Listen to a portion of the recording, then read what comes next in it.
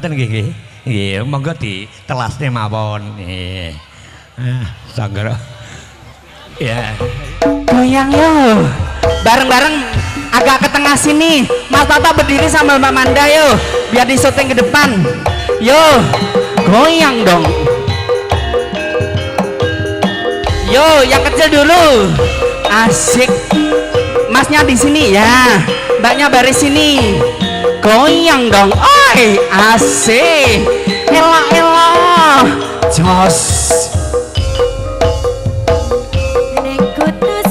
Goyang yo. Muda lan mudi ning taman juruk, taman endah kota Solo. Papan kreasi muda lan mudi do suka-suka nanging aja ngikat janji. Hop rada pluk ngono lho, ga yo ga. Tami yang kecil sini sayang. Mi yo. Kosek Mas. Kosek. Hop. Heh. Sing golek manggolong ke sapa utan manten? Aku ke kene kok joget apa arep gelut? Rene wani lanange ndur. Ketok. Yo. Mangga.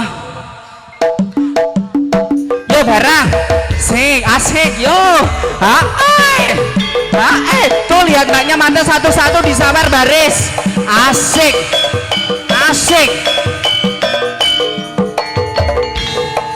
Aku dong. Ini 10.000 Mas. Monggo. Yo. Mangga bareng. Yuk konco isih. Yo, hadapnya ke kamera semua yang bagus. Joget yang bagus. Yo. Sekarang asik yo. Anglia numpak perahu. Asik ya Mas Tata. Ayo. Yang dino minggu. Yo. Adik kecilnya minta yo.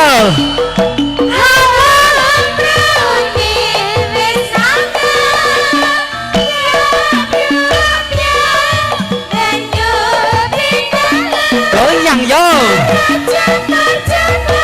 asik.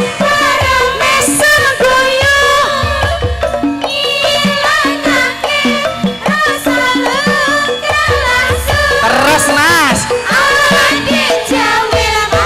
Jebule sore. Yo, wite apa?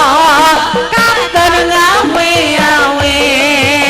Prayogane bace bali wae rene esok nyambut gawe. Nggih, sampun Ibu Minduk nggih. Sampun apa melih? Kantun ku terus urusane piye iki?